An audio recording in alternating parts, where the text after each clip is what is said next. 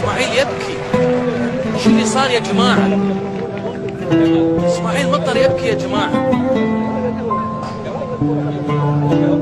شو اللي صار يا جماعة؟ حدث مفاجئ. نجي كان كلام اللي مع اسماعيل مطر. اسماعيل يبكي بحرقة في أرضية الملعب.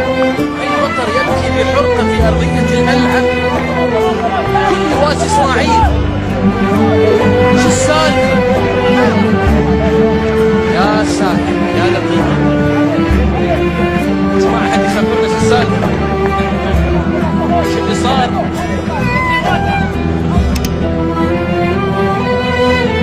حديث كان موجه اسماعيل لمدربه، فيه هتافات من الجماهير.